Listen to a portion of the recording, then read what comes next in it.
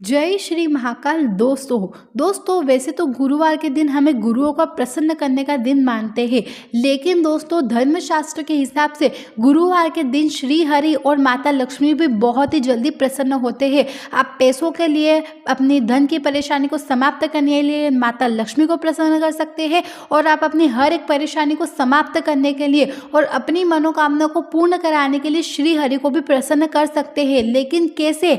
गुरुवार के दिन कुछ 6 विशेष उपाय आपको अवश्य तौर पर करने ही चाहिए ताकि आपकी परेशानी समाप्त हो और आपकी कामनाएं पूर्ण होए। पहले नंबर पर, अगर आपके परिवार की खुशियां कहीं गुम हो गई हो तो उन खुशियों को फिर से अपने परिवार के लोगों की जिंदगी में बिखारने के लिए आपको क्या करना होगा? केवल सफेद चंदन को घिसकर उसका पेस्ट बनाना होगा। जैसे ही आप सफेद चंदन लाते हैं उसे अच्छी तरीके से घिसिए, उसका पेस्ट बना लीजिए और उस चंदन को सब परिवार के मस्तक पर लगा दीजिए। आपके परिवार में जितने भी सदस्य हैं सबके माथे पर आपको एक एक टीका लगा देना है। इससे क्या होगा कि आपके घर में जो दुख आ गया है, जो परेशानी आ गई है, वो समाप्त होगा और आपके घर में केवल और केवल सुख समृद्धियों का वास होगा। प्रैक्टिकल करके देख लेना दोस्तों इसी गुरुवार के दिन, और खाली 1 या 2 गुरुवार ही आपको इस उपाय को करना है। प्रैक्टिकल करने के लिए मैं इसलिए बोल रही हूँ क्योंकि आप खुद करके देख लीजिएगा कि आपके घर में कितनी खुशियाँ, सुख समृद्धि का वास होने लगा है।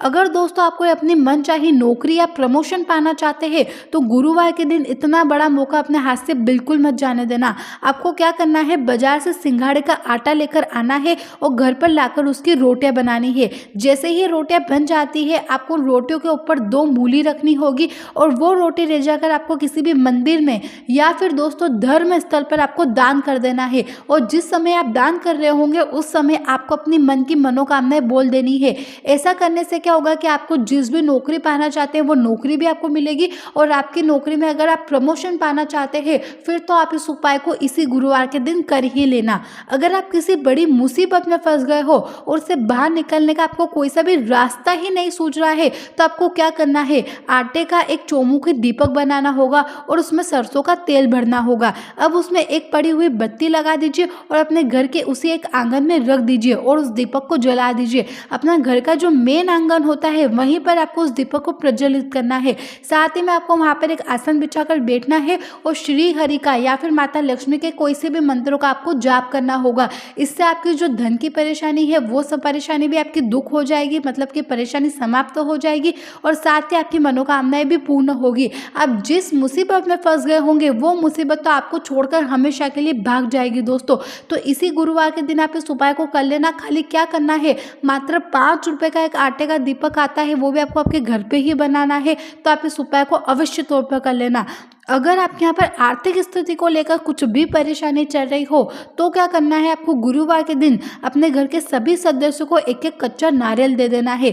10 मिनट बाद आपको फिर से उनके हाथों से उस नारियल को ले लेना है और फिर उस नारियल को आर्थिक स्थिति में सुधार के लिए प्रार्थना करके किसी भी बहते हुए जल में उसे प्रज्वलित कर देना है। ठीक है दोस्तों, यानी कि आपको किसी भी बहते हुए जल में उसको बहा देना है। जिसलिए आप वो जल बहा रहे होंगे दोस्तों, उस जल बिल्कुल शुद्ध होना चाहिए, या कि फिर आप किसी पवित्र नदी में भी इस उपाय को कर सकते हैं। यानी कि शुद्ध जल में आपको नारियल बहा देना है और अपनी मन की मनोकामनाएं बोल देनी है। मां लक्ष्मी का आपके ऊपर खूब सारा आशीर्वाद बरसेगा और साथ ही आपकी मन की कामनाएं भी पूर्ण होगी। तो ये कुछ विशेष उपाय थे दोस्तों जो आपको गुरुवार के दिन करना है ताकि माता लक्ष्मी आपसे प्रसन्न हो। तो इसीलिए एक बार सच्चे दिल से जय माता लक्ष्मी भी कमेंट में अवश्य लिखेगा। साथ ही वीडियो को लाइक और चैनल को सब्सक्राइब भी अवश्य करिएगा।